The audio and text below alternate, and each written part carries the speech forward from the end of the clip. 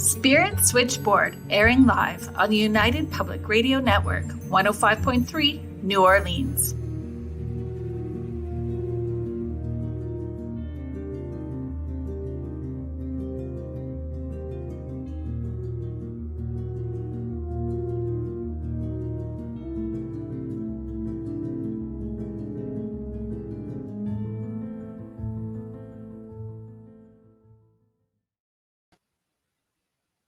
Hello, everyone. Thank you for tuning into Spirit Switchboard. I am your host, Carrie Lynn Shellhorn, and you are listening to us live on 105.3 and 107.7, the United Public Radio Network and the UFO Paranormal Radio Network in New Orleans. On today's show, I have Rachel Nordahl. I just can't wait to dive into this conversation with Rachel, actually. So Rachel is an entrepreneur. She is known as the Psychic Seamstress. She is, oh my gosh, an author, intuitive coach, an empath, intuitive. The list goes creative. Like the hats that you wear is incredible. And today we're going to be talking about your book that is, it's Monday, right? Monday is the release? Yes, Monday's the official launch day. The official launch. So Awaken Intuition, right? Yes. I'm actually really excited about it. It's something I've been working on like all year. So it's been a big deal. So honestly, when I was looking at all the information that you sent me, I don't think that you've just been working on this a year. I think that your whole life has culminated to this point. And I kind of agree with that, yeah. Oh my goodness.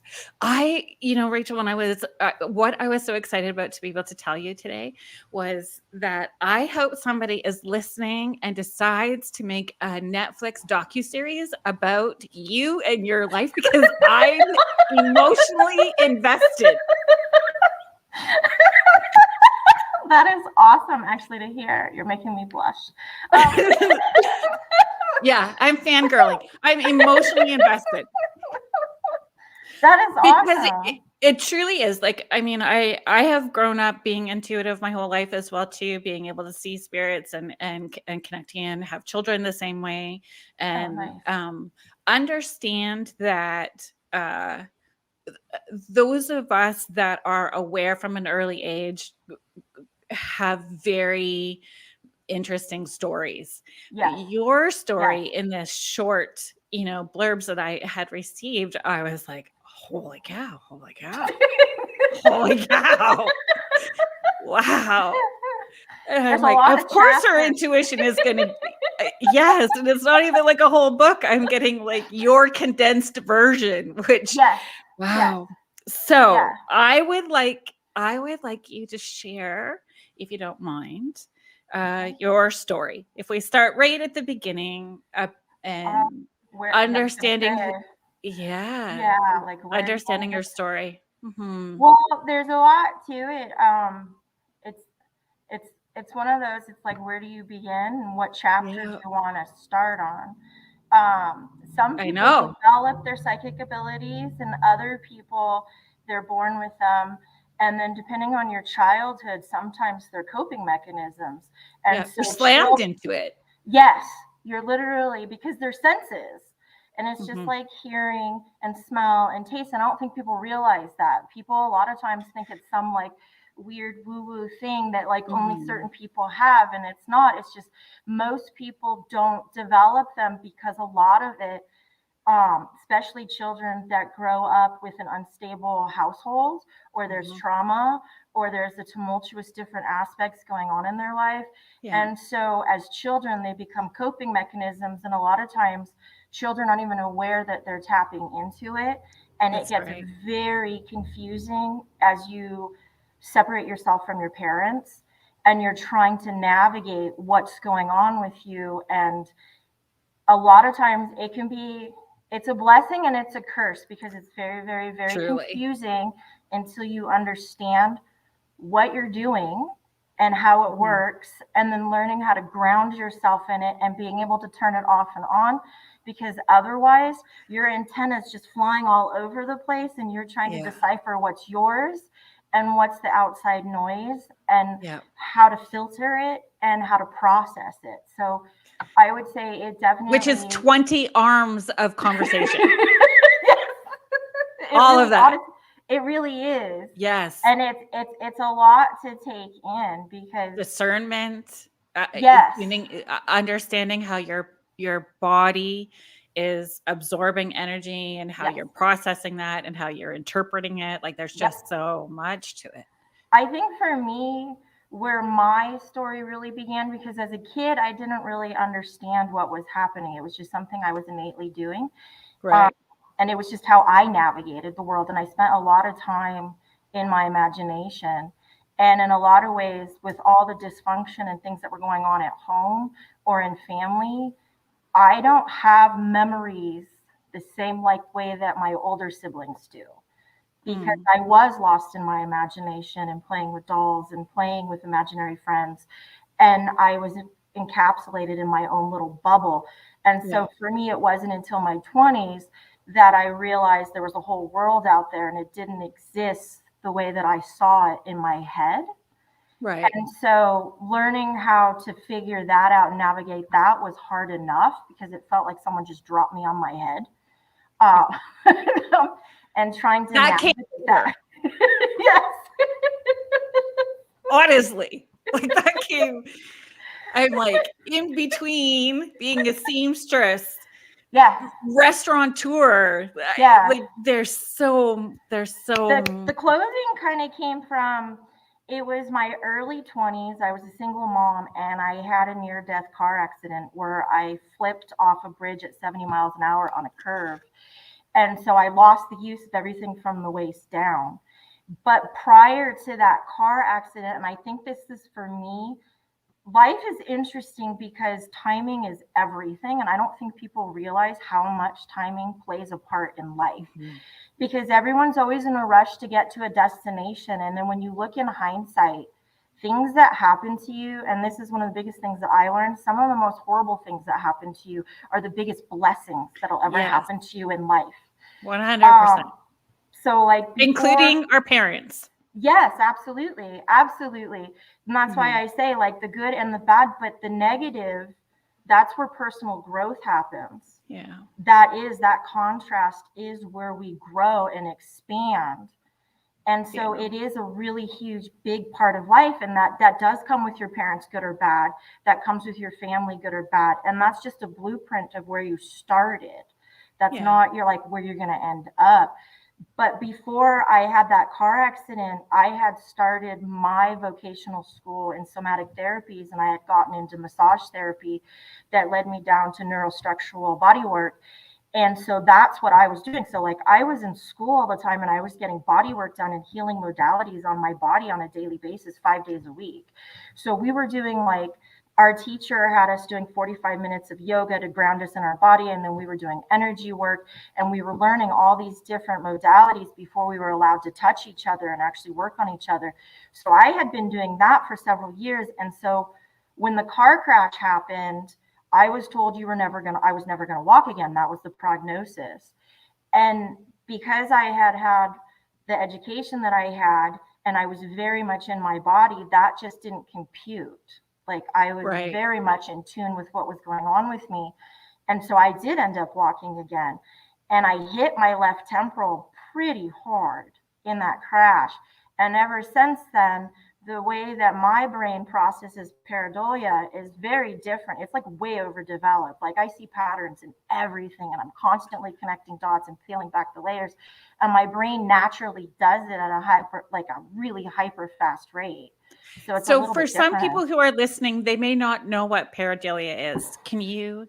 Like when you look at the clouds in the sky, or a lot of times you'll see memes on Facebook and there's images and patterns laid in it, or when you look at the clouds and you'll see an elephant, or you'll see a dragon, or you'll see different patterns and shapes within just regular objects, like your perception when you unfocus mashed your potatoes. Eyes. Yes. They're toast. Yes. And it's basically when you focus on something and you dilate your eyes just a little bit and you relax them, you'll see other images on top of that. For me, I don't have to relax to do that. I do it when I look in the mirror. I do it when I look at anything. I'm constantly seeing weird patterns and images all over the place. So the way that I process information is different because I'm constantly analyzing and looking at how things are connected, and I'm constantly seeing things from multiple perspectives at once. So it's just a little bit different. And when it first happened, like after the car crash, it was really weird because I thought I hit my head too hard. Because it was like you'd be having conversations with people and I would be answering the quiet parts out loud, the things they weren't saying when they were talking. And it did cause a lot of discomfort in conversations because I was hearing everything that wasn't being spoken. And so I thought there was something wrong with me. And I was just like, oh man. And so it was something I had to learn how to like adapt to and process what was actually happening. And then from there. And you don't want to feel like you're dumbing yourself down either. Yes. You want to feel like you can be authentically yourself, but learning how to integrate it. Yes. And in my 20s, I would definitely say that was a really big fear of mine. I did think there was something wrong with me because I didn't fully understand. Going from being a child that naturally did that, going into the world and then finding out that not everyone is their authentically self. Not everyone is honest about what they're feeling or what they're experiencing. That was very foreign to me because I didn't come from a family where you had to pretend to be someone out in the world and then you're someone very different at home. I didn't have that. I had very bohemian artist intellect parents.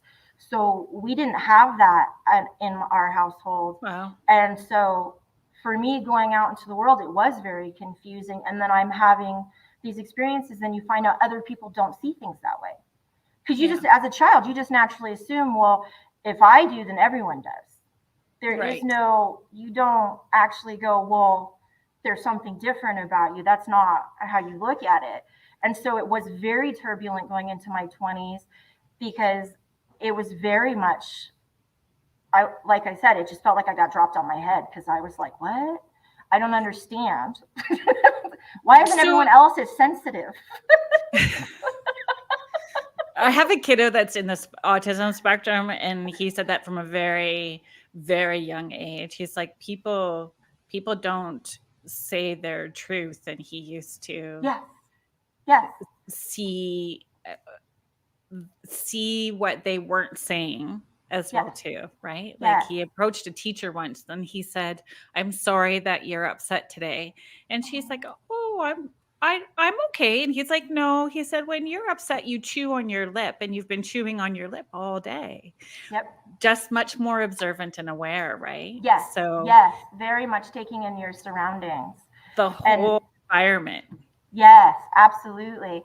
And that is something, And like I said, going out into the world in my 20s, it was very turbulent, and I felt like the only way I know how to describe it is I felt like I thrashed really hard in myself in my 20s because it was very shocking to me trying to figure out who I was, why I was different, why did I feel so sensitive?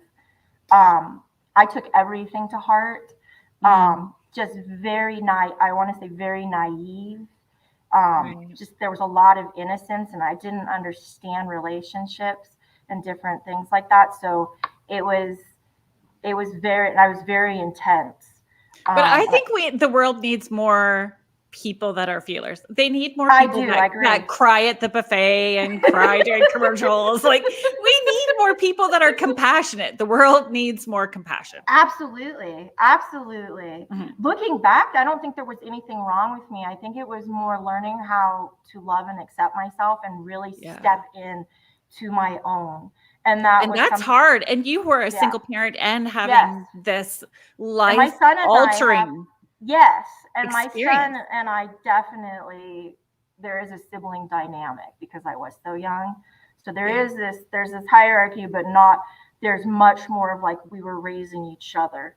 And you can definitely see the way that we interact because you can tell there's mother and son, but then there's also this sibling dynamic between the two of us, the way that we interact. Because I definitely think we were growing up together in a lot of ways and learning how. And it's accountability. honestly. Yes. And when we are intuitive and we want to be authentically ourselves, we are giving our children that same permission. And Yes. so when we are not being authentic, they flip that coin quick and go, hey. Oh, they mirror. They completely Yo, mirror. 100%. They will show you your beauty and they will show you your ugly. And because you're the closest person to them and they're the person they feel the safest to, they show you the ugly. And they like more so than they do anyone else. Absolutely. But the bond. My daughter was the best. She'd be like, Mom, your energy kind of sucks. You should probably leave the room till you feel better and come back. I'm like, okay. Don't you love how kids are honest? They're so totally. honest. But again, a single parent too, Yes, right? And absolutely. so you do get into this frenetic trying to be perfect in so many areas and not giving yourself grace. Yes. So, you know, I think in life and and I think in life in general, we tend to not give ourselves as much grace as we give other people. I mean, that's a really big one growing up, is trying to learn how to forgive yourself. Because like we're like the harshest. Yes, I did. I found that like my 30s, I calmed down. And then now in my 40s, you just care a lot less and you're much more accepting and forgiving. You understand yourself so much more. And I feel like not everything has to be such an emotional experience. You're just like, I'm just riding the waves. Yeah. And it goes up and it goes down. And like, that's the beauty in it. And I feel like as you get older, you get much more steady on that path than you do when you're younger. For sure, more conscious awareness happens, right? Absolutely. Absolutely. And I do think you step more into yourself. I love that you're able to ride with this squirrel on Red Bull energy with me, because we're probably going to go sideways a lot. I tend to do that naturally anyway. So. Me too. I love it. I love it. But your story, like the honestly, that the story, so moving from like at that point in time when you were forced to sit still and having to evaluate yourself during that car accident and recovery during that time, did you become more consciously aware of what those intuitive gifts were, I guess? Well, it's interesting because death is very, very interesting because people respond to it so differently. Some people look death in the face and they become very entitled. Some people do it and they get angry and they shut everyone out. And then other people, they get very humbled. And you do, all of a sudden, it's perspective, and all of a sudden, the little tiny little idiosyncrasies become very precious. Right. Everything becomes very, very precious. And the little things begin to matter more than the big things. It's the little tiny nuances that matter. And when I lost everything from the waist down, I never really accepted that I was paralyzed, which I think has contributed a lot to why I walk. Because it was just like, my legs are broken, my hips are crushed, it's going to heal and we're going to be okay. And I think for me, turning to art therapy, because that really is where my fashion came to life. Right. And it really was therapy. The first outfit I made, we took a sewing machine and we put it on a dresser, and my sister had drilled the foot pedal to the side of the dresser so that we could prop me up and lean my knee into it, and I could direct my leg with my hand, and that was how I used the foot pedal, because I couldn't use my feet. But I'd been sewing since I was 5, so I knew my way around a sewing machine. Right. But I did it from the bed, and it was just propped up and awkward. But my very first fashion show was from a wheelchair, and so I took everything that I was feeling inside that I couldn't articulate, because I didn't really learn how to articulate and put my emotions or what I was feeling into words until I hit, I want to say around 32, I really learned how to articulate. Because there's vulnerability in that. Yes. But also understanding, like, it's one thing to know you're having all these feelings, to actually put those feelings into words that make sense. And I think a lot of times people never know where to start talking. And then it's like you do, and everything just starts pouring out. And it just feels like diarrhea. And then eventually something makes sense. Yeah. because all this stuff's been bottled up inside. And I think with the fashion, it gave me a platform to speak my voice because I was creating characters. They were wearable art. And then the fashion shows were performance art pieces with music and choreograph and dancers. And then it just kind of came to life on stage in nightclubs in Los Angeles. Not just like nightclubs. No. Burning Man. Yes. We did do them in Burning Man. That's not too. a little gig. For us, it kind of like, I don't know. We've been doing, how long have I done Burning That's Man? a big gig. Yeah, it was. Well, when I did it, it wasn't as big as it is now because Right. it was early 2000s. So Right. it was a little bit smaller, and it was still underground a little bit. Like we didn't Right. have Wi-Fi. So it was kind of like you're just rounding It people was up. grassroots for sure. Yes, where you were grabbing people off the playa and dragging them into the dome and filling the dome before the fashion show happened. That Right. was definitely by far the hardest fashion show that I've ever done. And Really? yes, because What did you learn about yourself through that experience? God, patience.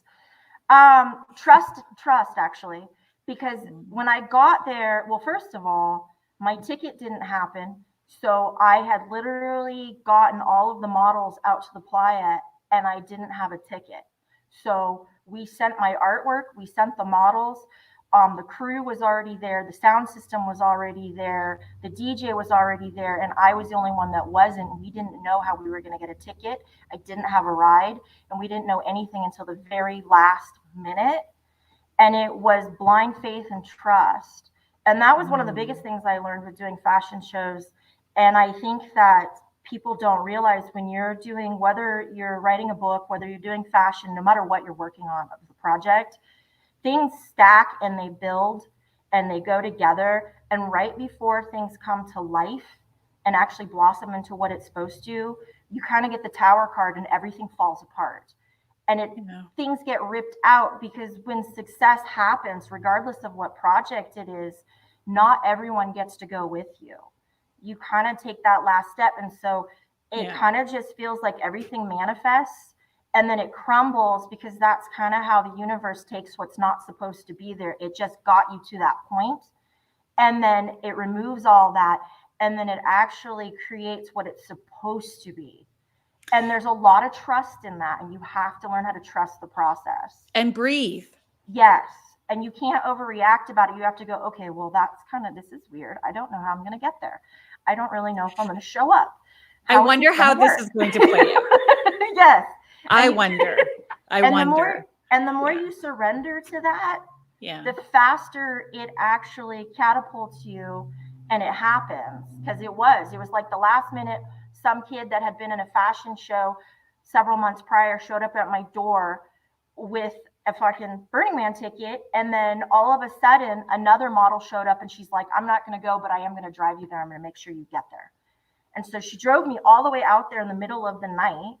And then we got there and I went inside and I found the camp, found the crew, rounded up enough money, went back to the gate, got her a ticket at the gate. And then she came in and she was not expecting it.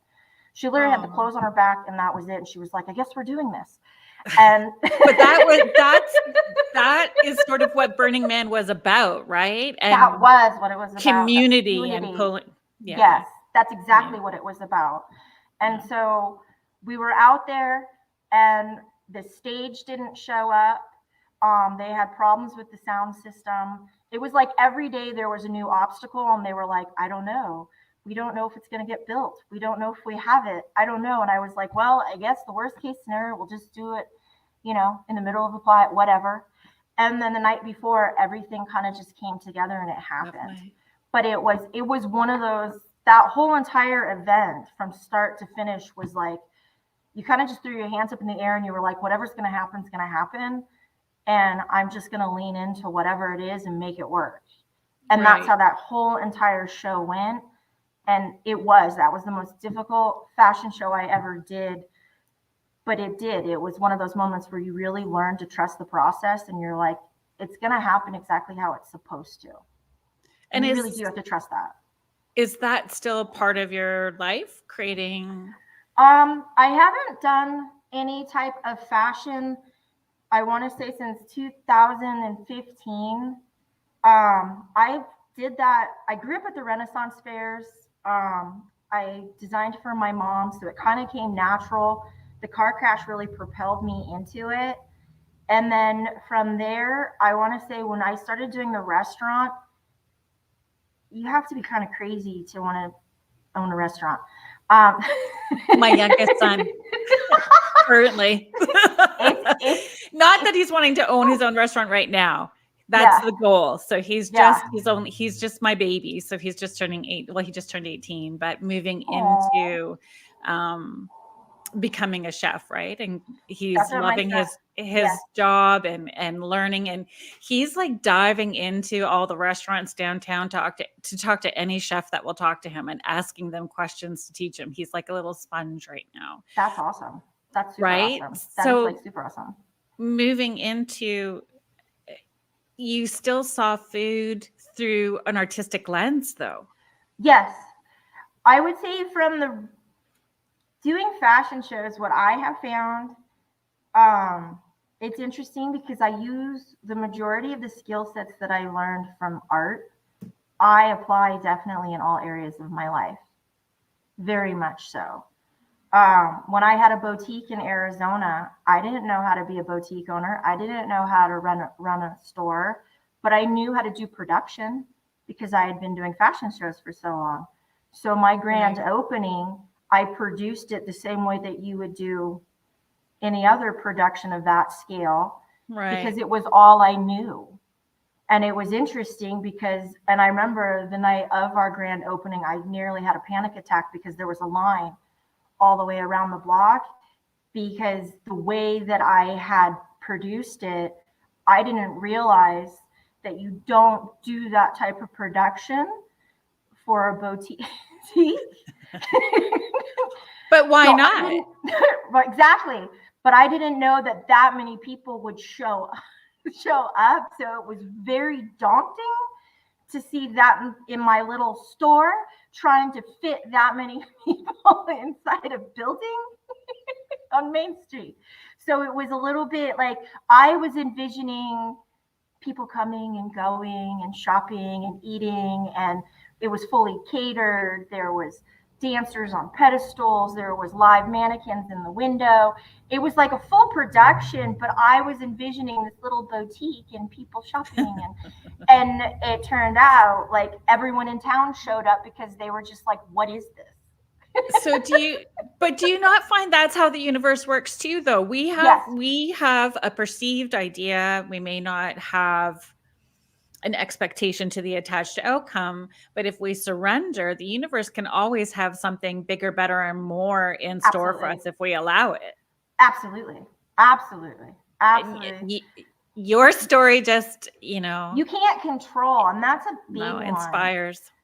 That's a really big one, I think, is that people love to control which direction things are going, or in relationships or on productions. You want to hold on like so tightly because you don't want things to fall apart. But the more that you surrender to it, I found as I've gotten older, the more you surrender to it and you let go and you're just like, whatever. It really does, because the universe does have bigger and better things. And you do take all those skill sets, because you put them in your tool belt, and you'll find that you will use them later. In the restaurant, that was exactly what it is. And we went through different chefs. We had so many different trials and tribulations. And it wasn't until I got behind the sushi bar with my husband and he made the sushi because he didn't want me touching the knives. And then I was actually garnishing the plates and decorating the food and plating everything. And it turned into edible art. And so the snake roll really looked like a snake on the plate. He bought me a carving kit, and I was carving up vegetables and fruit. Everything was edible on the plate. It had color and glitter and lights.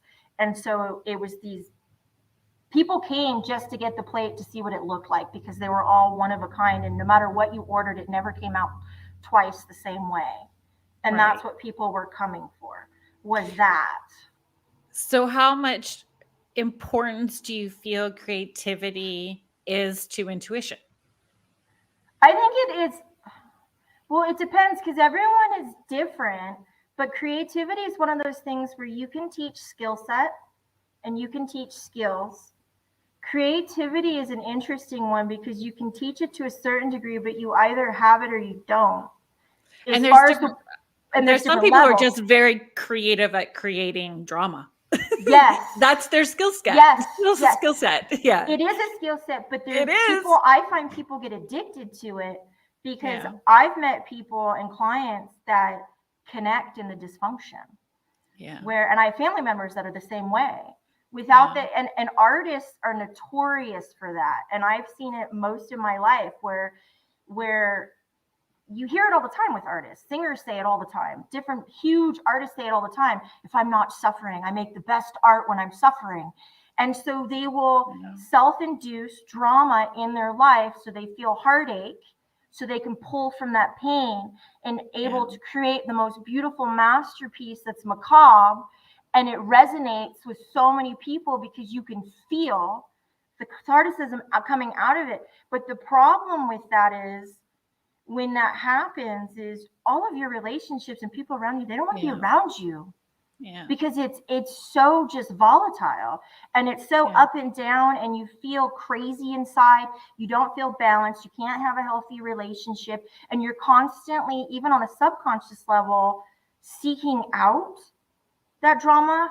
And you're like sabotaging things just so you can feel that gut-wrenching pain in order to create, because you feel like that's the only place to do it.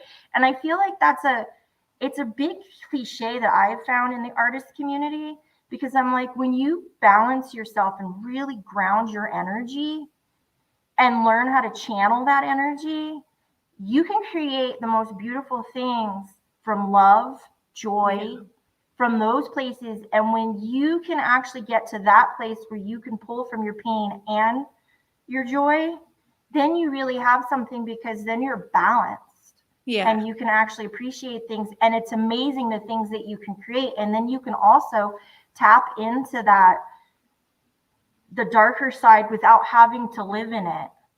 Yeah. If you can pull from over there and pull it into the light and still get that beauty, that's what you want. You don't want to live over there. You want one foot over there and one foot out. You want to be balanced so that you can have healthy relationships with yourself and other people. Not attracting more and more of because you're casting a net out. Exactly. You are casting that net out, and eventually you're going to pull it all back in, and you're still going to be faced with that reflection of what it is that you put out. And it's that darker, it's your shadow self. And it's like, how long do you want to look at that? Yeah. I think creativity helps people tap into that inner child as well, too. Like those things that they have let go of that used to bring them joy. Yes. So creativity doesn't have to be perfection. Creativity is just a sense of wonder and a sense of play. And you should have creativity shouldn't be perfection. It's messy, and it's supposed to be. It's like when you're a kid and you're playing in the dirt. You're supposed to get dirty. You're supposed to get messy. And the best way to tap into creativity is remember and connect with what you were doing when you were a kid, when you were innocent. What brought you joy? Was it playing with animals? Was it being out in nature, playing with dolls in your imagination, and getting back to being silly and innocent and, like what you said, curious, getting back to being curious and letting go of the judgment and stepping outside of that and just be curious and peel back that layer and see what's over there. And that's really where it blossoms. That's right. And giving yourself permission as an adult to do those things. Oh, absolutely. Absolutely. And if you have trouble with that, hopefully you attract friends that give you that permission and drag you along on. Let's go. Come on. This is what we're doing. Okay. You don't have to be so uptight all the time. Yeah. Because life's serious enough without that. There's so much so. So much so. Creativity is so important. And I love supporting creative people. Like, love supporting creative people. No, I do the same thing. It's amazing. Yeah. It's inspiring. I think it's super inspiring because I love giving back just because it is very, very inspiring watching people grow and watching them take and see what they do with it. And But whether it's creative or tapping into their intuition, if they're just starting that intuitive journey and I think becoming it's more one of the consciously best things. aware. Yeah, Yes. and those Well, that aha was why moments. I wrote this book. I wrote this book because what I was seeing online and just on TikTok, Facebook, the reels, everyone's into videos right now. And so I spent a lot of time watching videos in the psychic realm and in the spiritual realm. And what bothered me so much was everyone's gatekeeping. And it's like, well, you have to climb the ladder. So you can only go to the first step. You can't get to the second one unless you go through this door and you have to pay the toll. And then you can get to this and you have to ascend. And I was like, well, that just seems really silly, because if you actually ground yourself and tap into your intuition, you can bypass all of that, connect to source. And then you can just talk to God yourself. Like, why do we have to ascend and go through all these things? And why would you pick teachers that are gatekeeping like that, first of all? And then secondly, before you pick teachers to teach you, you should be a student of yourself, and you should be the student and the teacher, because you really need to figure out what you believe and who you are, and really tap into your abilities. Because when you do that, teachers are naturally going to find you, because they're going to align with your energy and they're going to come across you. And then the other thing is they have something for you to, they have something to offer you, because you have half of the question already, and you have to kind of arrive with half the answer, because then the information makes sense. And it's really not giving your power away to someone, and seeing that teachers should be students as well too. Teachers, if they are having accountability, know that they don't know anything either. They are just learning and tapping in, and when you can do that on your own, it's real time information. I see it all the time when I do readings.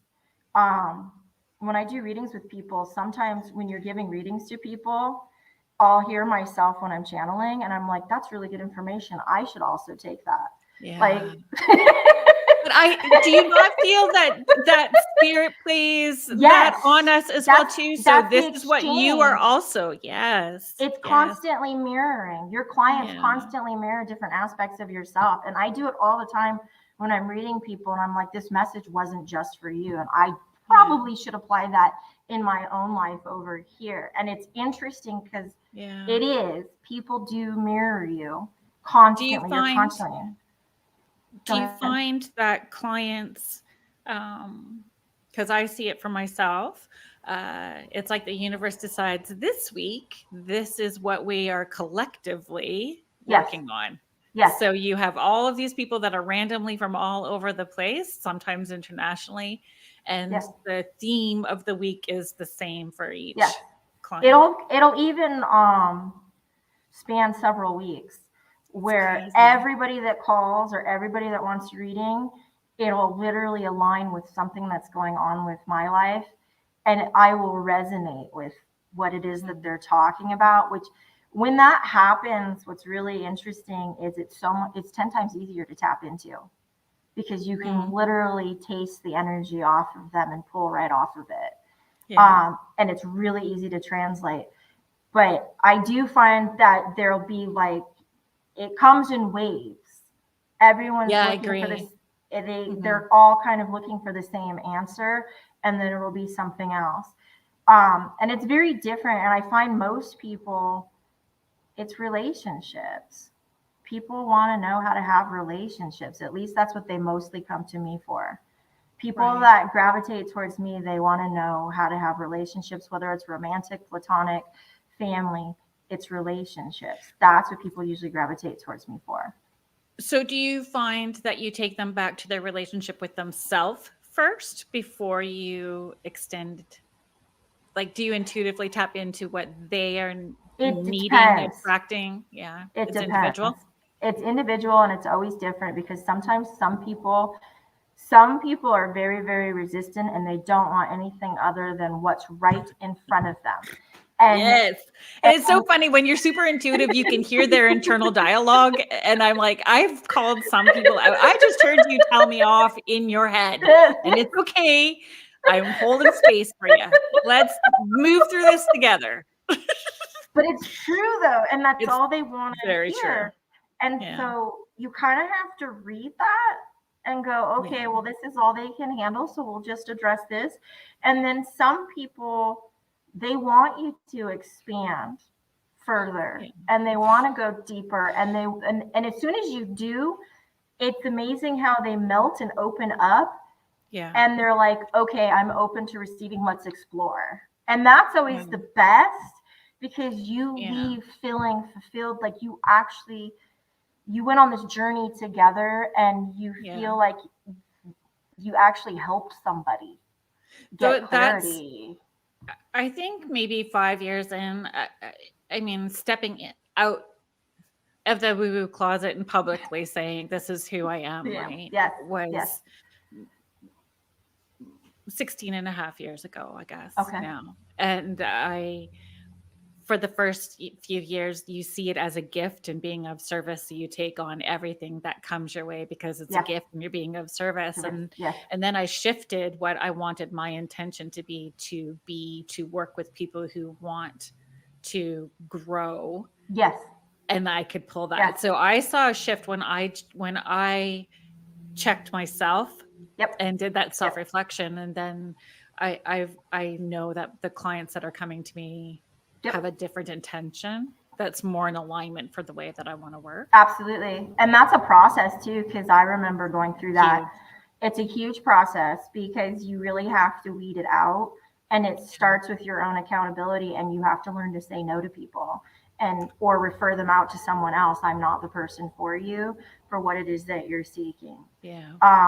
And it's interesting because sometimes you still see it, you'll still see people trying to come in wanting that. And you really do. You have to learn those boundaries and being like, and holding space with no judgment. Yes. That's a big one. That's a really big one, especially in this realm, is learning to hold space, learning how to actively listen, learning how to be compassionate with people, even when their story is not something that aligns with you, or however you feel about it, you can't be biased about it. You have to remain open and actually be empathetic to what it is they're going through and sit with them in that space and see it from their perspective and help navigate that with them. And that really comes with active listening, being empathetic, and actually holding that space for them to be what they need to be in that moment, and without judgment, where it's safe. Exactly. That's a big one. Yeah. That's a really big one. Yeah. Absolutely. Do you find people get to that crisis point? They've had so many things happen, so now they're in a crisis point, and now they're ready to do the self-reflection. Now they're ready to understand and explore why they're getting signs and symbols, or why they not trusting their gut so many times. So there's a crisis that leads them to want to develop their intuition.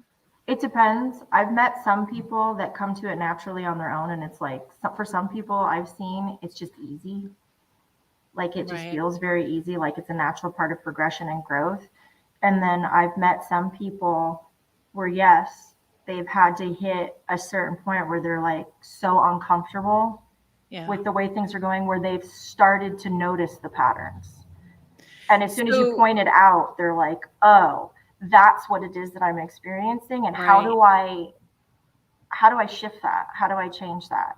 And so they do have to have the point. Does the starting point change depending on where they're coming in at? What do you mean? Like,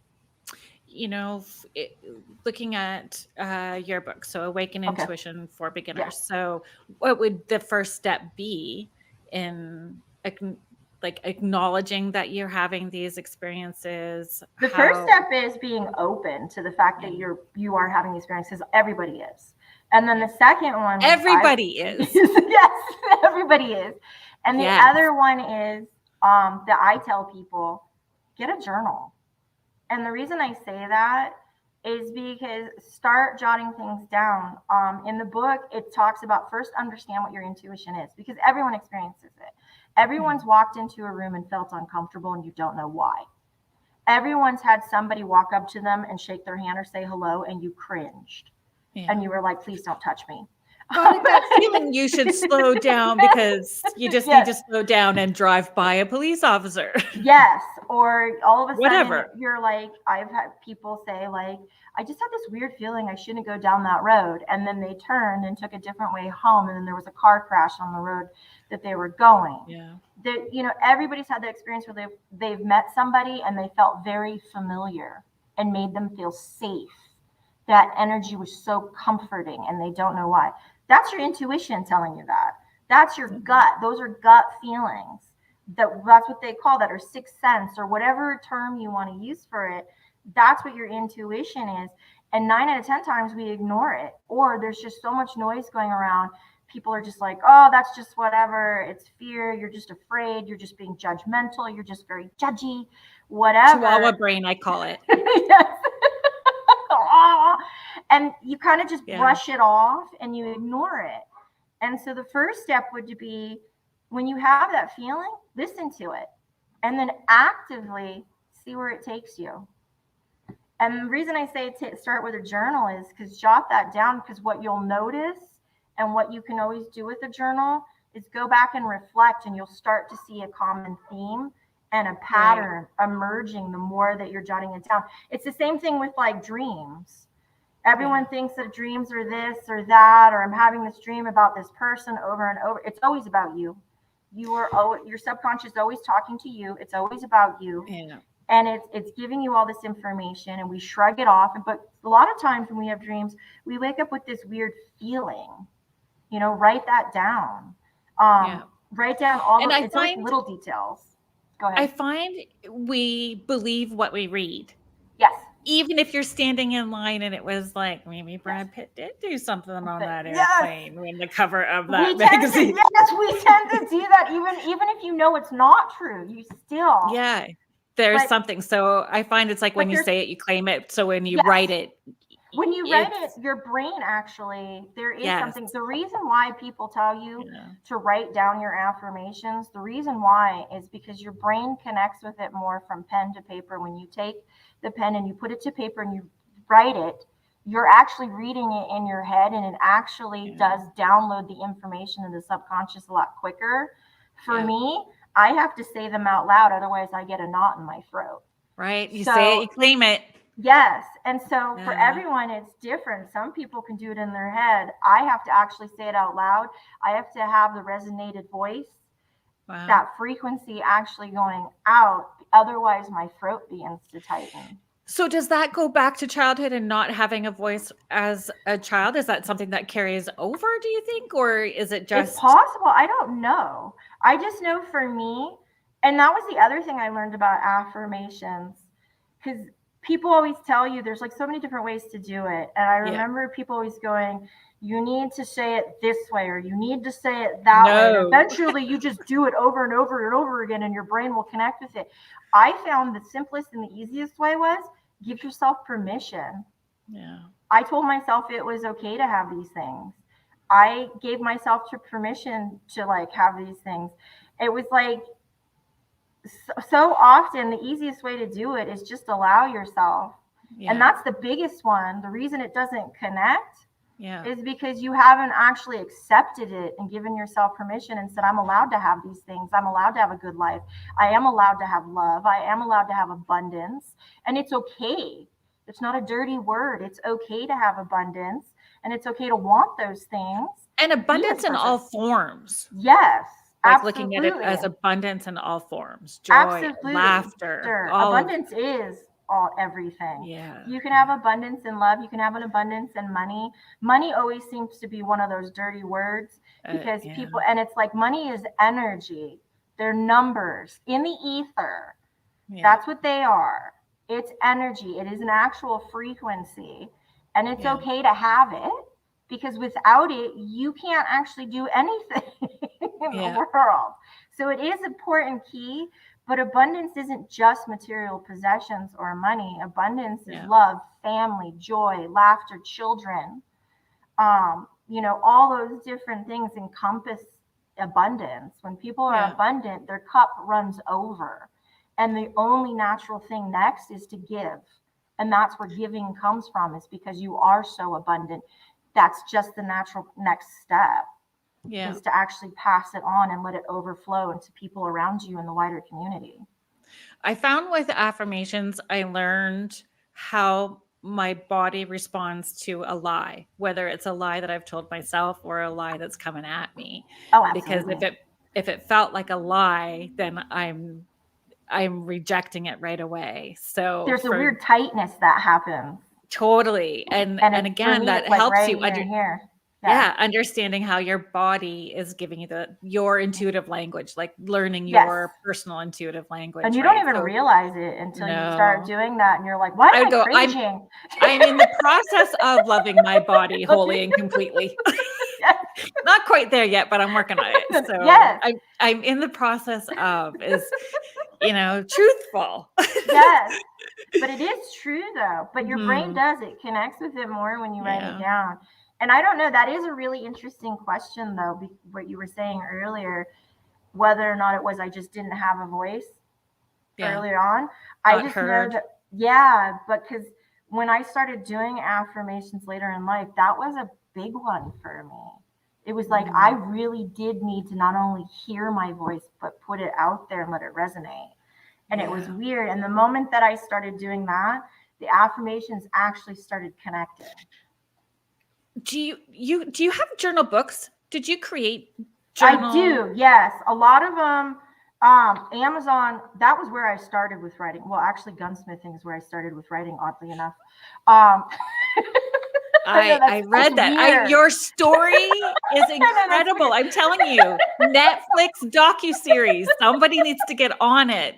Rachel Nordahl, the Psychic Seamstress. Somebody needs to make that happen. That was like literally how I spent my pandemic, because when we had the lockdowns, I was in Arizona, so everything was locked down. I couldn't go anywhere.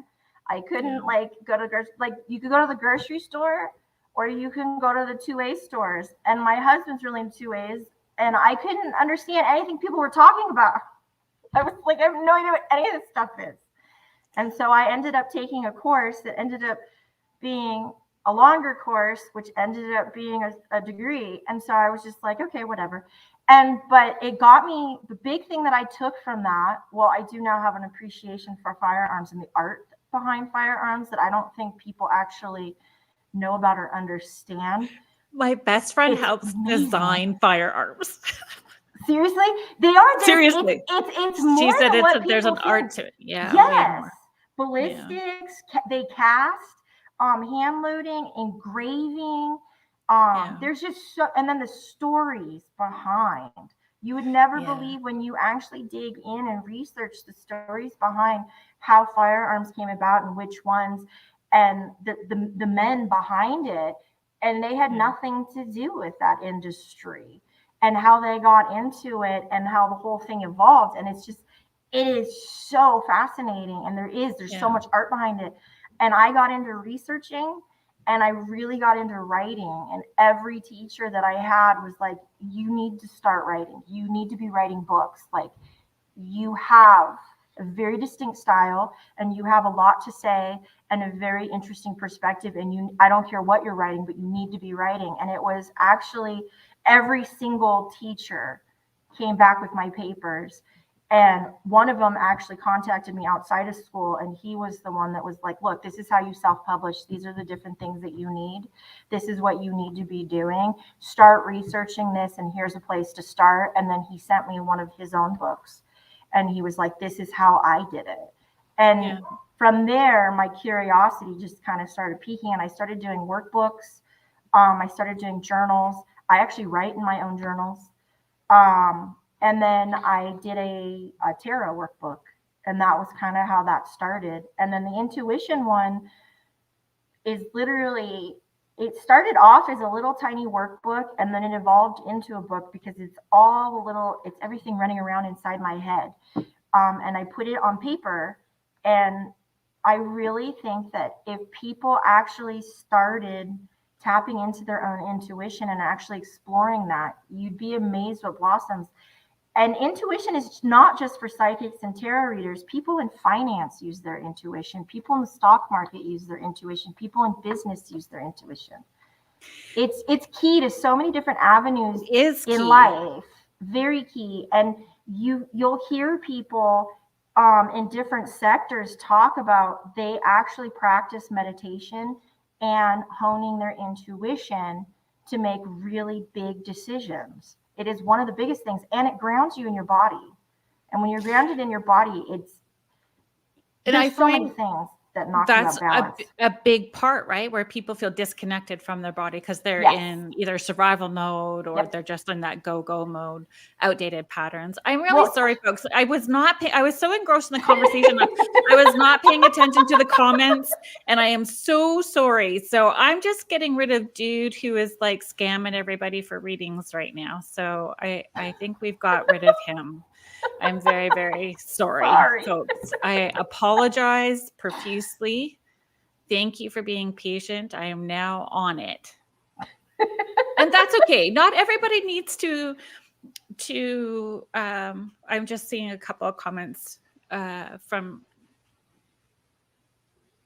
someone about guns, and not everybody's going to have the same opinion about guns, and we're not necessarily here to bait firearms. Absolutely. It's just part of your story, and it's a part. It is a part of my story, and again, I don't from think a creative aspect.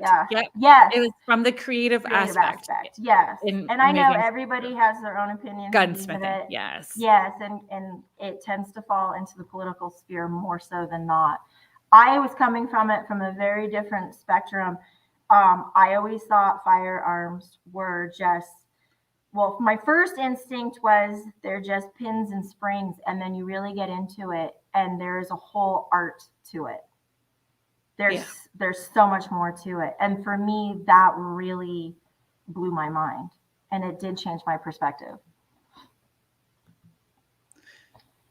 Let's just. Sorry, folks, I'm just getting caught up here.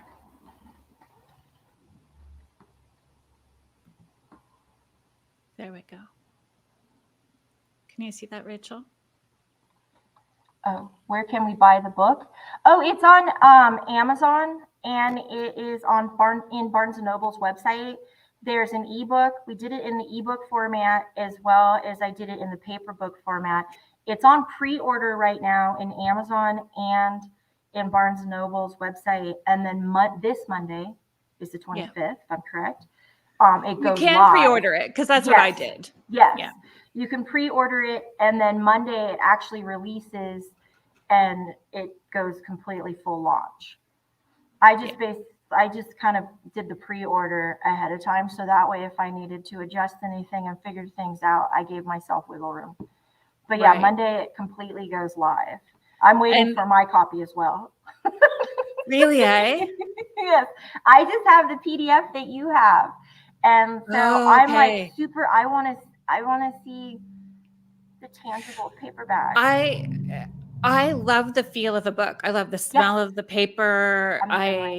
I love books to death, and I don't borrow books from anybody because I write in them. I dog ear. I put notes inside them. I read them over and over and over again. Mine are just like they're very well used. And so, I mean, I know that you set this up to be a support system for people who are beginning their intuitive journey, but it's, somebody that is moving along on their journey would benefit from this as well too. Can you talk about that? Because it gives techniques. Because the beginning of the book talks about kind of where the world is right now, as far as like technology and where we are in the world. We're in the cusp of a technological revolution with AI, social media.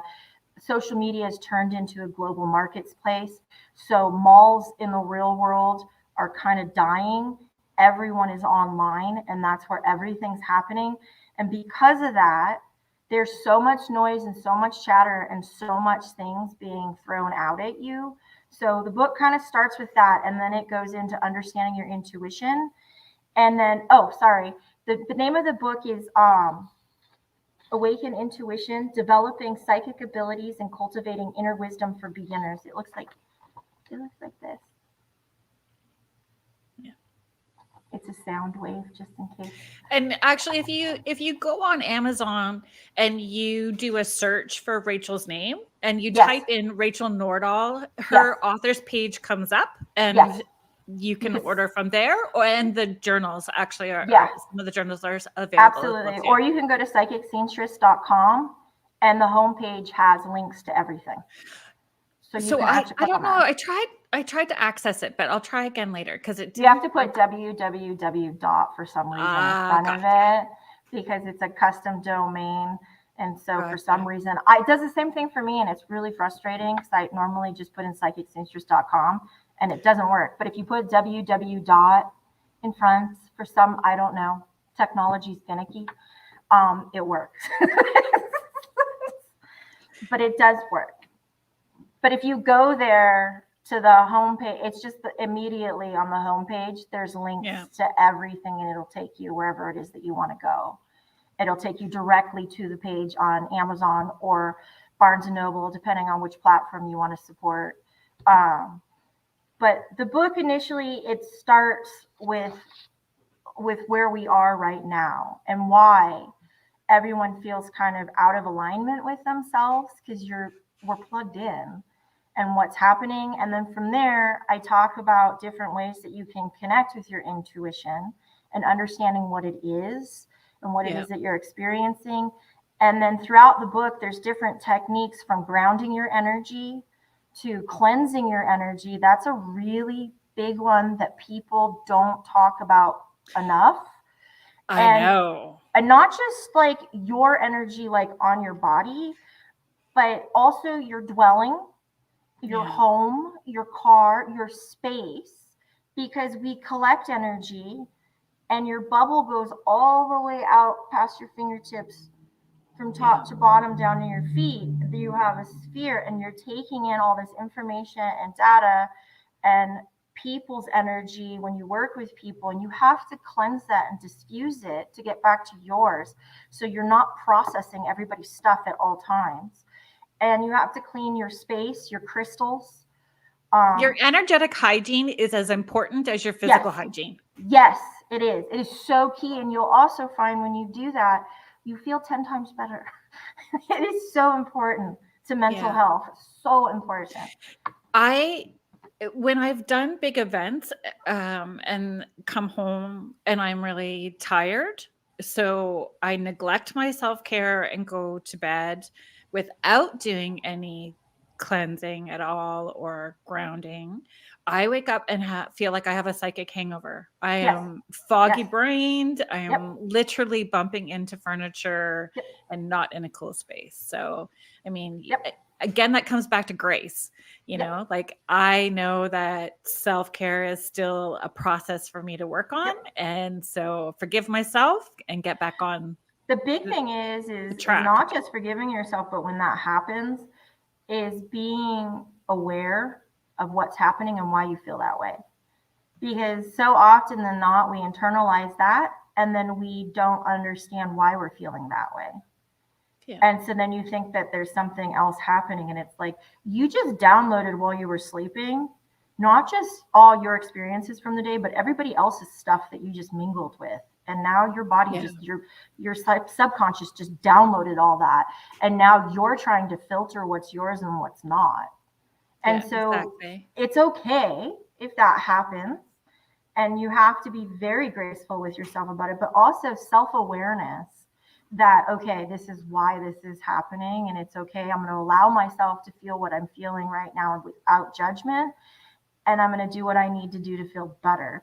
And that's a big one, because a lot of times, especially people in the manifesting world or the law of attraction world, tend to block out icky feelings completely. And they forget that some of those icky feelings are so important. They're needed. Yes. You can't cut part of yourself out and be whole. Yes. Like you need to be whole. Well, they're there for a purpose. Yes. Things hurt to tell you there's danger, and that's not okay. You get angry Yes. because that wasn't all right. It serves a purpose. Fear is a double-edged sword. It'll motivate you and it'll stop you in your tracks, and you have to choose what to do with it. But you have to allow yourself, you don't want to sit in it for days on end, but at the same time, you do want to allow yourself to feel it and process it and be okay with it when it's happening. And then go, okay, I'm going to give myself time to process this and feel this, and then I'm going to put it away where it goes. And and that comes with self-awareness. That really does come with learning about yourself. And I encourage people, like, you may have sat in that muck for a while, but when you're on, it's an epic individual journey. So if you see the days that you sit in it getting shorter, you're doing a good job and keep going. Yeah. No, that's the thing. It's supposed to get shorter and shorter as you go. And that means you're progressing, because too often than not, especially when we're younger, you create a blanket and you wrap yourself in it. And it's the comfort and the discomfort, and it's the comfort in knowing what to expect. And that's okay for a time being, but there does come a point where you have to shed that and be okay with that and be willing to be vulnerable. And there is a time and a place, because sometimes during the healing process, that blanket serves a purpose while a wound is healing.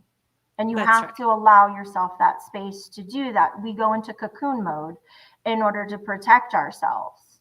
And so you have to like be forgiving with that and allow yourself for that to happen. And then when it's time, you have to be willing to let it go and shed that. And I think that again, it comes with self-awareness. And as long as it comes with, as you learn to become more and more self-aware and accepting of your feelings and emotions and let them wash over you, and the better that you get at doing that, it shortens. And you'll get to a point where you can feel that part of the day. And by the time you go to bed, you feel better. And that's kind of where you want to be. You want to be able to not take it to bed with you. And it's a growing process, and it's painful. Growing pains is a real thing. Yeah. And I call it stink eye type it. I kind of do this like, when I hear somebody use the phrase love and lighter, I'm like, you gotta dig deep. It's gotta be raw and uncomfortable and a snotty, ugly mess at some point as you're processing things, and it's okay to really dig deep and feel. So Aline, I just wanted to share like a spiritual bath helps as far as absolutely. Salt baths help. Salt baths are one of the best things that you can do, because it has to be sea salt. People use Epsom salt because there's magnesium in it. Sea salt is one of the best things that you can put in your bath, because it really does diffuse negative energy, and salt pulls. So it just pulls it out of you. You can use it on your crystals. You can use it in your soaking in your tub. You just want to make sure that you wash off afterwards with cold water. You don't want to leave that in your skin because you don't want it to dry out. But it's one of those things that you'll figure out your own ritual and your own routine with it as far as self-care. But yeah, absolutely. What do you recommend to do daily? Yes, meditation, whether it's 5 minutes a day, some people do several hours a day. It doesn't matter. Honestly, everyone is different and everyone's schedule is different. That's the big thing, is trying to work it into your schedule. But meditation once a day, and that could be listening to like a Hertz frequency. It could be listening to a guided meditation. It could be listening to brainwaves. Even classical music, actually. Anything like that, that soothes you. A good Vivaldi. I love Vivaldi. More like a workout. I move through it fast. Yes. I actually listen to Hertz frequencies when I do. That's what I used to do. I used to put on Hertz frequencies when I'd go to the gym. And so I would activate all the neural pathways in my brain while I'd be sweating. And I would go into a trance, and I would always leave the gym feeling amazing. That was my thing. And I would feel grounded and ready to take on the day. But any type of meditation, some people do meditation by just sitting still in silence. But brainwaves, the reason I say brainwaves and Hertz frequency is the greatest place to start is because what it's actually doing is you're tapping into the different frequencies and brainwaves. There's pathways. And so you want to actually change the pathways so that you're connecting on different synapses. I do 30 minutes meditation twice a month because that's exactly.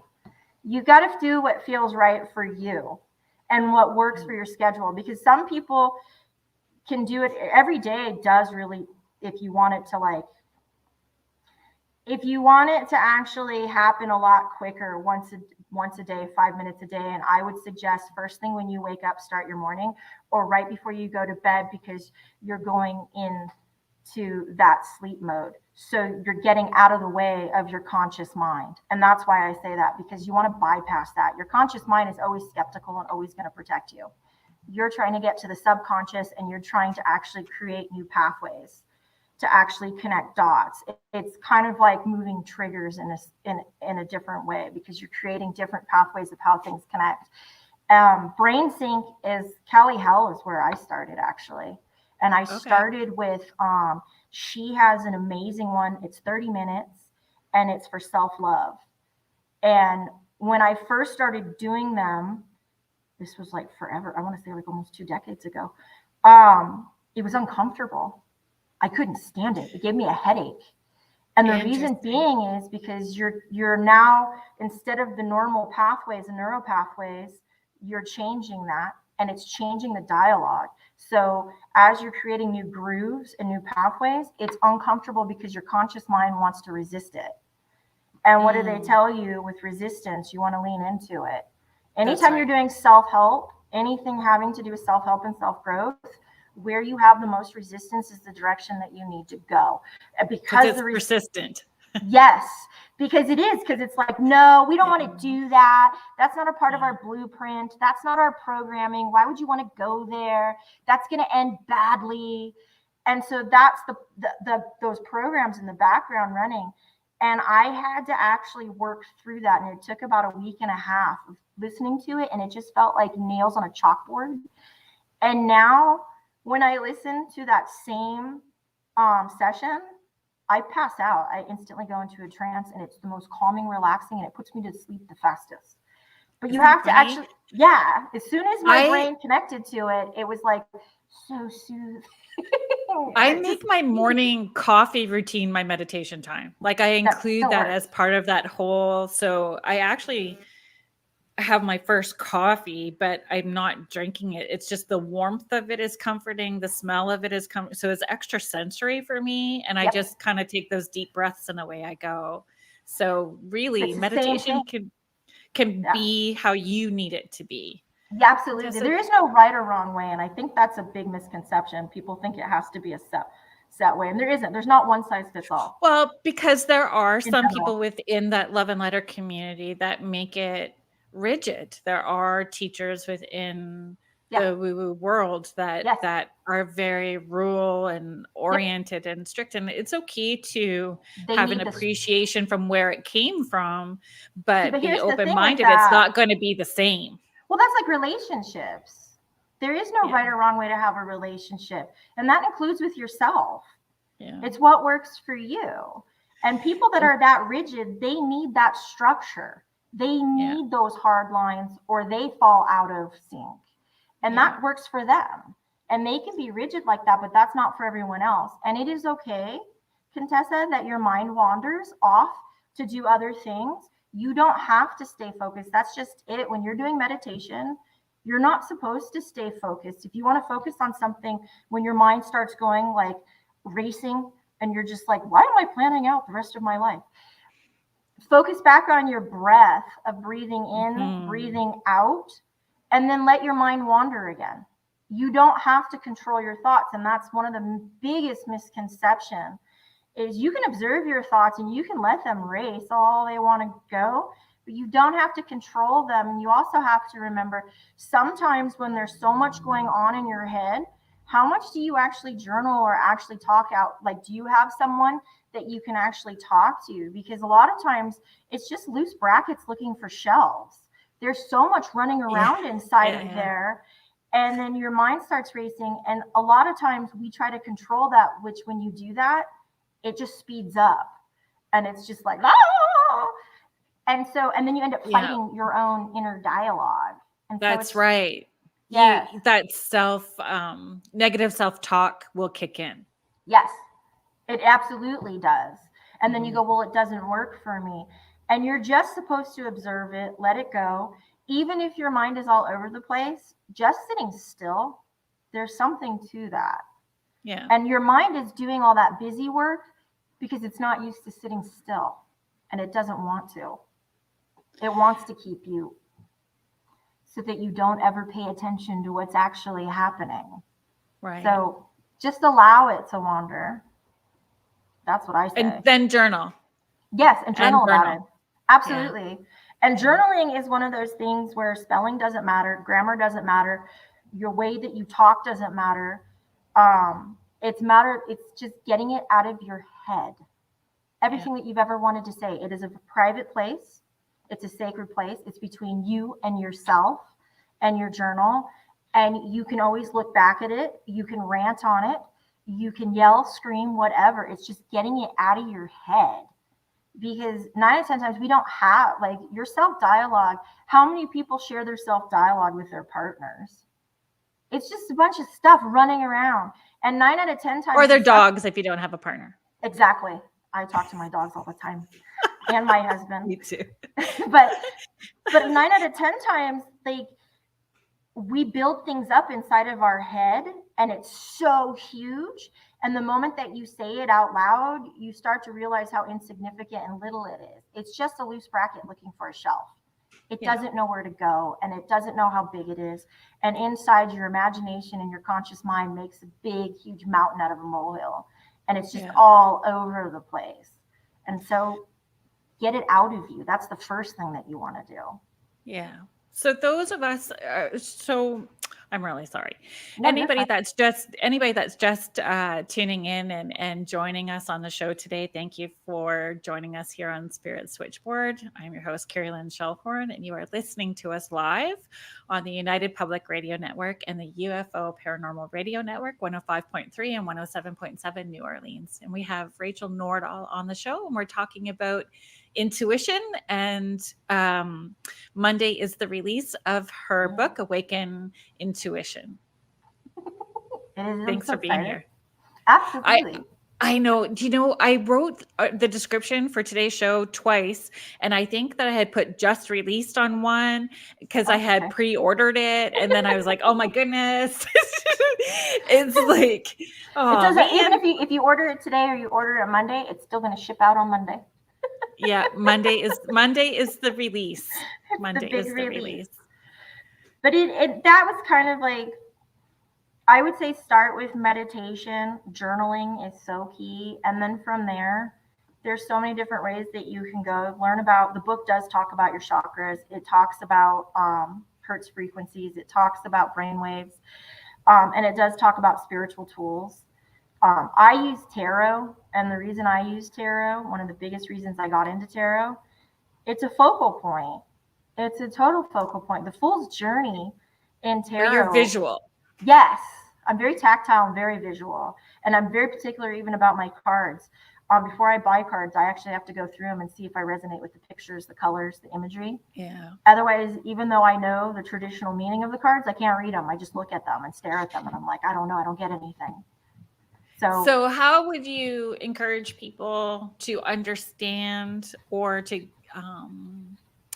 pause, how to pause so they don't ask tarot questions or use their pendulum or whatever spiritual tool that they're using when they're emotionally charged?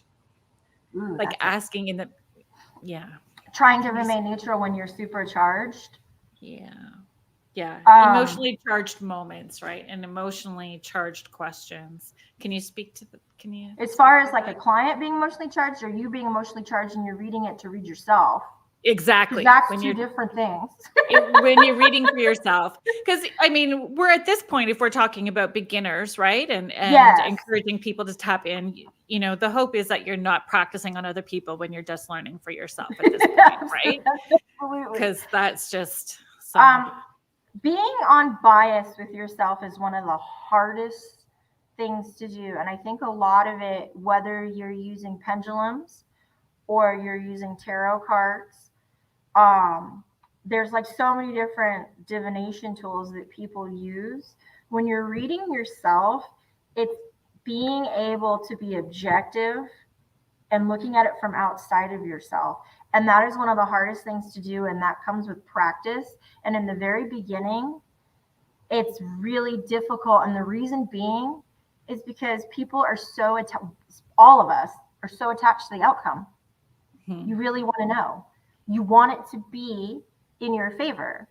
And we don't look at things as going, well, if I don't get what I want, that's probably good for me. And I don't get what I want, I get what I need. And I get how life gives you what you believe yourself to be. And we don't understand, like we can understand it from an outside point of view, but when you internalize that, there's a disconnect there. So a lot of times we get attached to the outcome. So when you're reading yourself, your bias is completely skewed. Because you're just like, well, I'll find a way to make that fit into what it is. Oh, yeah. And really, it should be that high intention, low attachment.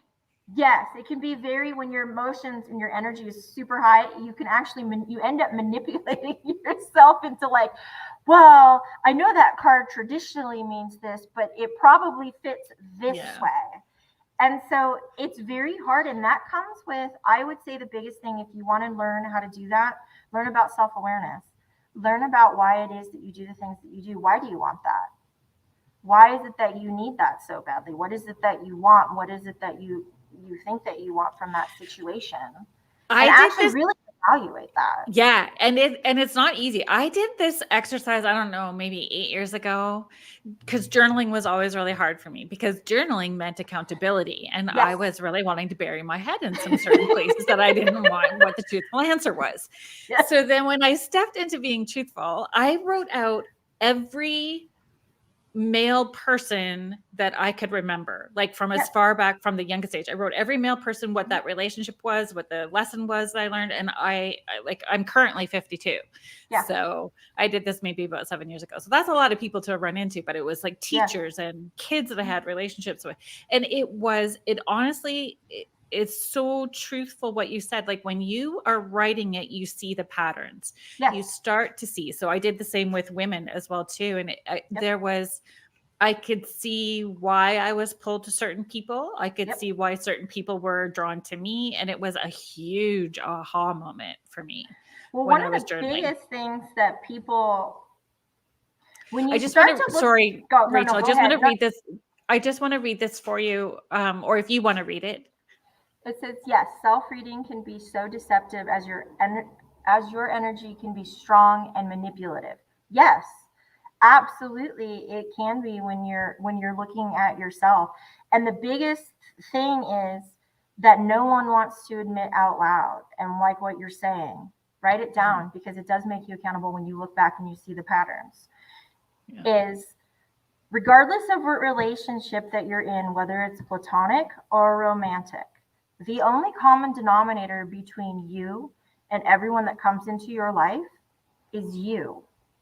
That's it. That's the constant. That is what doesn't change, is you. So you can say, I end up with people that are really horrible to me. I always have friends that backstab me. I always have this. I always have that. You're the only constant. So the better question is why are you attracting them? What is it that you're getting out of this? Because you're getting something. Because you're allowing these people to come into your life. There is something that you're getting out of these toxic relationships that either feels comfortable or fulfilling, or you feel that you deserve, whatever it is, or you're just used to it because you grew up with people like that. Is it your parents? Like, who is it? What is it? Because the way that your brain works in psychology, it's called transference. And what your brain naturally does, and for me, this hit home big time, was the way that your brain works is we are constantly, this is the biggest way to find the patterns in your life, is it you're constantly projecting situations over and over and over again. You're casting that net out and you're bringing the same energy back, and you're going to replay the same situation in real time. And it's going to be different players, different people, but you're going to end up in the same dynamic, same energy, same situation, same outcome. And it's going to happen over and over again, which is why we date an archetype over and over and over until you consciously do something different. And you have to consciously do something different. And your brain does that naturally. On its own, it does that. And so when you look at it that way and you look at time, time is not linear. And when you look at quantum physics, they say that the past, the present, and the future are simultaneously happening all at once, which is why time bends and it curves. So what your brain is doing is it's constantly pulling the past to your present. And as soon as you decide to make different choices, and that's where accountability comes in and responsibility comes in. And the moment that you do that and you take accountability, no one wants to take accountability because then you have to admit that you're creating this. You're doing this. Yes. And you're hurting yourself by constantly attracting these people and allowing them into your life, and you're repeating the same patterns. You know this archetype of person is going to be bad for you, but you're going to do it anyways, because at least you can break your own heart before they get a chance to do it themselves. So you don't ever have to be vulnerable, ever. You don't ever have to be real. But the moment that you take that control back and you take the accountability, you now have the ability to change the future. So tomorrow is going to look different because that type of person and that energy, the moment that you correct it, it fades away and it goes away. And now you're onto a new pattern. And your brain naturally does that all by itself. Because we're in constant, it's really important for people to know we are in constant co-creation with the universe. So every thought, word, deed, and action matters because it's energy that's rippling out. So we can still have an ick thought. I'm always about, I do this. We're just going to clear, cancel, and delete that. Thank you very much. It's true though. I forgive myself. I forgive them. We're just going to like karma clear that. But the thing is what you get back on track. Co-create. And I think people get confused by that because they think, well, then I'm creating everything. You're not creating everything because other people you cannot control, and other people are having their own experiences, and you can't control those variables. You can control yourself and how you react and respond. So you're co-creating. They're having their experience and you're having yours. And that's important. So how can you Hi, Howie. Thanks for joining in today. Kathleen said, so how can we use intuition to guide us in ways which allows us to see the changes we need to make? Actually sit in silence in meditation, and it's about intention. And when you actually practice meditation all the time, or daily or weekly, whatever it is on your schedule, there's no right or wrong way. Set your intention before you actually meditate. And if you're asking, like you want to know, what is it that I need to know, or what is it that I need to change, or what is it that I need to recognize? Give me a sign, show me. You'd be amazed that when you actually put that intention there and you practice these grounding practices and start listening to your gut. Yeah. And sometimes your intuition doesn't make sense. You're like, why would it? You'll get these, like, when the voices come, they come and they're gone. They don't repeat themselves. It gives it to you and that's it. You either listen or you ignore it. And sometimes it doesn't make sense. And sometimes you're like, why would I do that? That just seems weird. Do it anyways. Yeah. If your gut told you to do it, that's what Kathleen is saying. It really just falls on us. The cards or ways we look for guidance are only helpful if we are listening. Yes. But that is how putting intention, whether it's writing in your journal, saying it out loud, saying it in your mind, when you're grounding yourself. And that's kind of what meditation for me is it's really about grounding yourself. I mean, meditation could be doing yoga because it's grounding you in your body. A non-thinking moment. Yes. And being present in your body with breath. That's kind of the key, because the more you're present in the moment and in your body, the more present you are with everything going on, and you can actually hear. Jody, I just want to be clear. Like I'm gonna, Jody, I'm putting your question up. I'm just always aware of what. Wait, thinking so much you now. Wait, I don't think I'm not. Maybe we just need to clarify what that question is. Yes. Could you elaborate? What if you're always aware of what thinking? Huh? So you're just hyper-focused? Are you hyper-focused on a continuous thought, Jody? Maybe you can give us another comment so that, or clarification so that we can comment. Yeah, so we can comment. I apologize.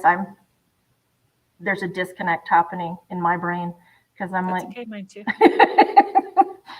if you're always, and it's okay to always be aware. And sometimes, I mean, it's natural. Thank you for addressing my thoughts and questions. Absolutely.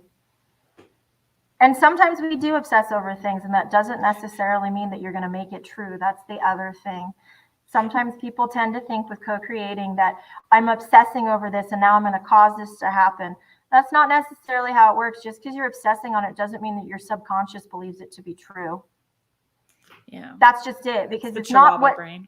yes, there's the subconscious, there's 3 levels to your mind, and you're trying to get this to your blueprint. You're trying to be an architect, basically, because your blueprint is created from the frequency that you came in through with your parents, and you're absorbing all this information as children through your environment and through your upbringing. And then we become adults and we go out into the world. So now you have a baseline, and what you do with that baseline is up to you. You can create a shack, a mansion, or a condo, whatever it is you want. And the things that you don't want, as soon as you become self-aware, you can change those things. You can move those triggers. You can process that information. You can download new data. Your brain is a supercomputer. So you can, just as much as you clean the cookies and you expunge and delete programs, you can download new programs and you can build the computer that you want. You can't ever erase things forever, but you can't on the internet either. There's always a blueprint, there's always like a fingerprint of things, but you can, where you create those pathways and where the synapses are going, that's new programs. So you can change all of that. You can change, but you have to change who you are. And if you want better things in your life, you want a better relationship, it starts with changing everything in here and in here. And when you change those, everything out here changes. And that's so key. It's the thoughts, words, deeds, actions. It's all this vibration that's working together. So it all has to be in alignment. Yes, it is. You have to have the emotion. Your heart chakra has to be open. You have to have the thoughts. That's the elixir. And then you have to have the belief. And so all of it has to synchronize in order for it to actually become a reality, because life is you projected outward. So you do actually have to get down to that subconscious mind so that it's an actual belief. You can't fake it, and you can't consciously tell yourself something, because that core belief is always running in the background quietly. You have to get to that. And that's why I say, if you start your morning with meditation or end your day with meditation, ending your day is a great place to be, because we download everything. Your subconscious mind pulls everything and then it puts it where it needs to go while you're sleeping. So that's the best time to give it more information, so it downloads it. Or when you wake up in the middle of the night at 3 a.m, it's called the witching hour. Everyone's asleep in the world. That is the best time when you wake up. Focus on what it is that you want, because you're going to fall back asleep. Yeah. That's the best time to do it. Easier said than done. Yeah, everything is always easier said than done, and nothing good ever comes easy. That's why they call it a practice. Yes. It's why they call it a practice. It's a practice and a journey. Yeah, but that's just it though. Like, nothing in life, you don't know how to articulate until you actually take the chance and learn how to speak and saying your thoughts out loud and being vulnerable. And everyone thinks that, like, I hear this a lot in relationships. Well, they just don't know how to communicate. Communication's a skill set. Yeah. And you have to practice. You have to practice controlling your emotions. You have to practice actually reserving yourself when someone says something that you don't like without lashing out immediately. You actually, like, everything that you learn, you have to practice. It's never easy in the beginning, ever. It gets easier the more you master a skill set, and you can take it in baby steps and then add. I think encouraging people to understand that intuition is a natural part of who we are. It's just remembering those aspects of who we are. Yes. And it's a 24/7 flow that we're breathing in and out of. It doesn't have to be like I'm just doing this in this moment, and this is my only time to tap into it. And you don't want to overanalyze yourself too, either. That is the other thing, because in life, timing is everything. And I can't iterate that enough. Sometimes you have to go through certain experiences and have certain things happen in your life in order to gain the insight, the knowledge, and the tools for what's coming down the pipeline, which is why you don't get everything all at once that you want. Because sometimes things have to happen in order for that to get there. And it's the other journey. People who are involved. Absolutely. And they're on their own path. And you have to cross paths at the right moment. They're going through what they're going through, and you're going through what you're going through. And it goes back to that thing where it's like, some of the most horrific things that ever happened to me in my life have been the biggest blessings in my life. It didn't feel that way when it happened. Yeah. But in hindsight, I would not get rid of any of those experiences, because I wouldn't be who I am today. And I find a lot, I will look back and I'm like, I had no idea how much that was preparing me for what I'm facing right now. Exactly. Yeah. Yeah. Because it's preparing you. Life never gives you more than what you can handle. And later on down the road, it will loop back around where it'll make sense. And you're like, holy cow, that literally prepared me for this moment. And yes. And that's how I felt about yours. That's what I felt about your story. Somebody had made a comment earlier and I had missed it, and I apologized about Hulu needs to pick it up, not necessarily Netflix. I'll watch it on whatever streaming platform it's on. Yeah. Contessa, it's just I just put this up there for you to read if you I guess we truly are students from the time we are born to the day we die. It is a forever learning journey. That is absolutely true. And it is the journey. That's the big thing. It's not the destination. It's the journey. Yeah. It's the experiences along the way and the people that you meet along the way and the experiences that you have, and take those in. They're precious and they're feeding. Yeah. Nothing lasts forever. Enjoy it. Enjoy the good and the bad, because it's shaping you and you're growing. If you're only having good experiences, you're not growing yet. You haven't had anything pushed back at you. You haven't had to break out of a box. You haven't had to actually shed that skin and try something new on. And it's not, don't go seeking out, horrible experiences. But at the same time, get out of your comfort zone. Try new things. Don't be afraid to fail, because that is where you're going to learn what you like and what you don't like. Thank you so much, ladies. Great show and amazing guidance. Oh, thank you. Thanks, Michelle, for listening in and joining us today. And I want to put this up for you as well too.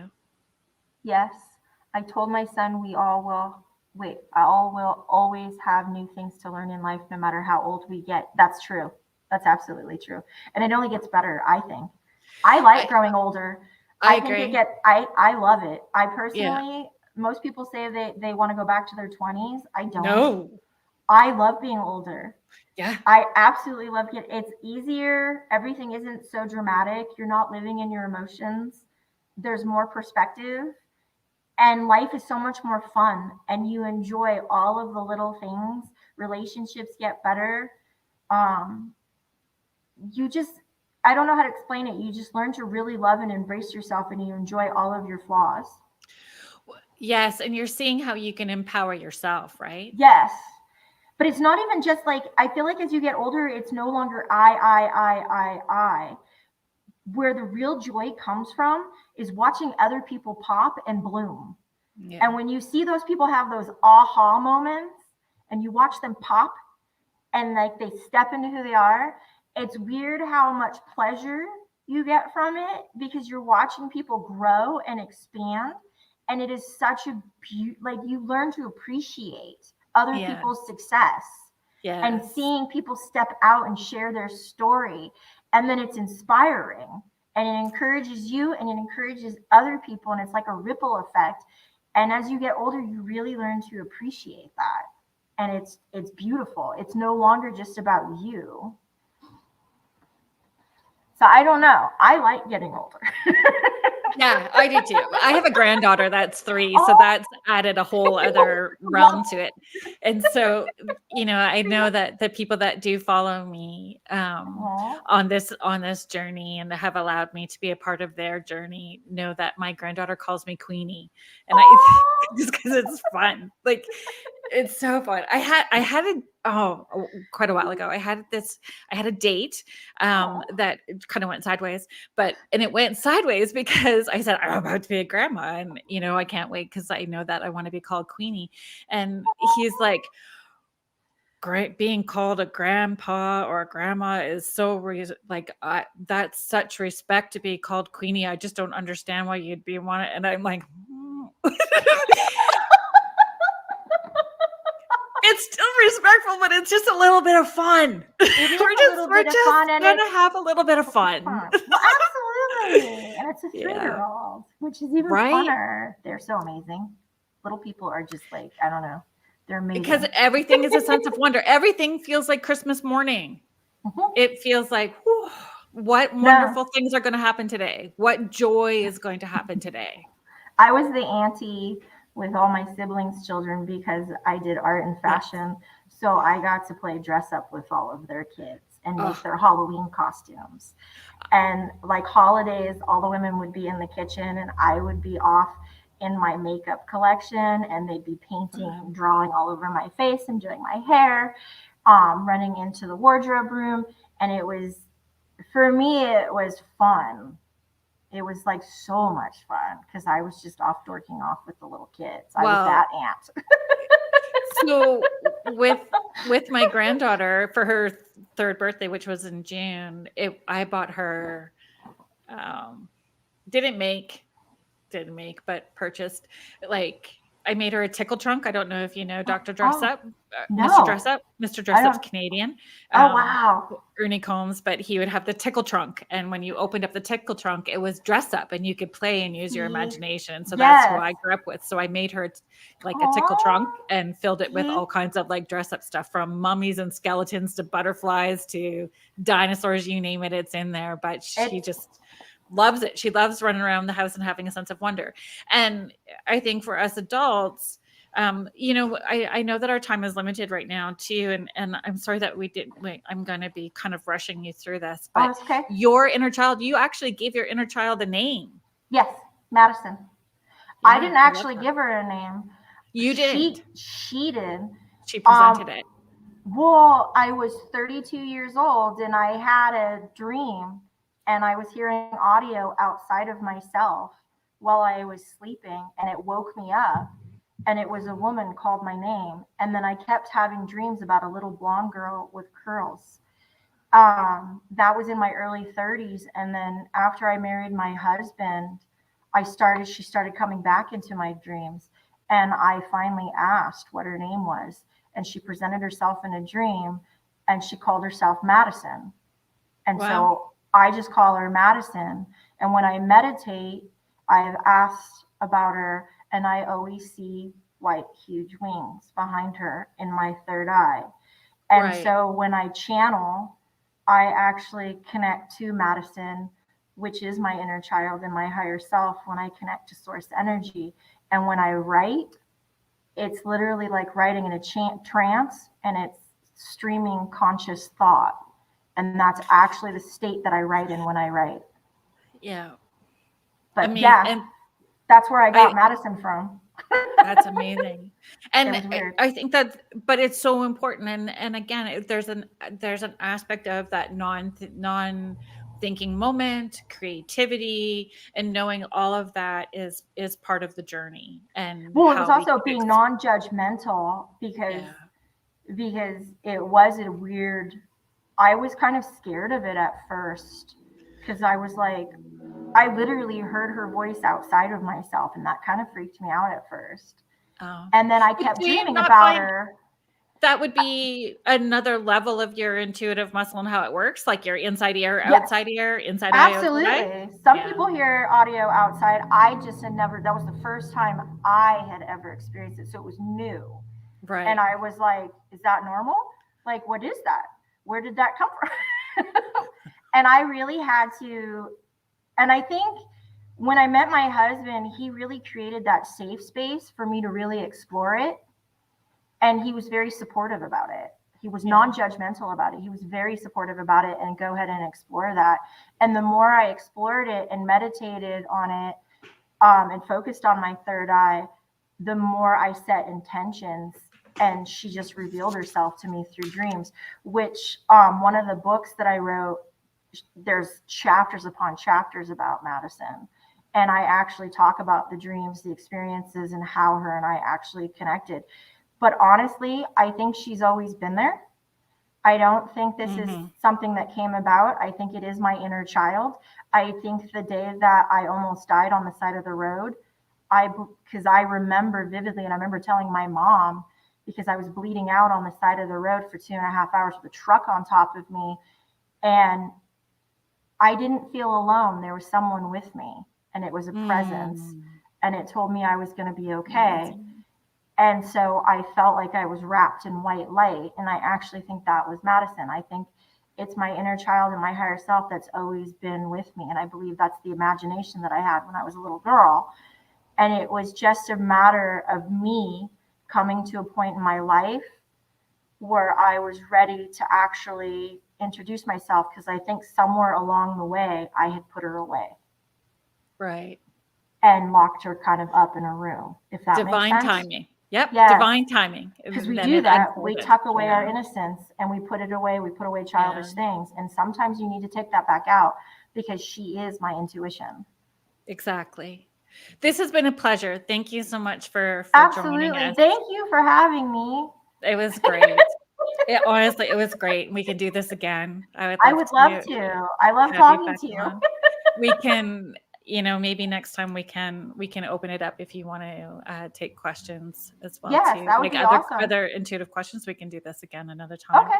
So absolutely. for those of you that have been asking questions and commenting, thank you so much for being a part of our show today. You can look for Rachel Nordahl's book on Monday. It is released. If you want to do it before Monday, you can pre-order. It is Awaken Intuition, Developing Psychic Abilities and Cultivating Inner Wisdom for Beginners, and on Amazon. And Is it Barnes and Noble? Yeah. Or we've had the Psychic Seamstress up at gmail.com if you want to send Rachel you can email me directly. An email. And I just want to thank the station. Thank you to the United Public Radio Network and the UFO Paranormal Radio Network, 105.3 and 107.7. So next week on the show, we actually have my son, Taylor, is going to be on the show, and we're going to be talking about we're going to talk about paranormal conspiracies. Oh, wow. Okay. I want to tune into that. Super fun. Paranormal conspiracies. He's got a few that I had never even heard of. Meowing nuns. Did you know that? No, that one I haven't heard. Oh, I know. Okay. I hadn't either. It was a new one that he brought to the table. So it's actually a pre-record, because I'm doing a charity event that night. But it is a pre-record. So please tune in. I want to hear what he has to say. Yeah. Have a good night, everyone. Thank you for being here. Thank you.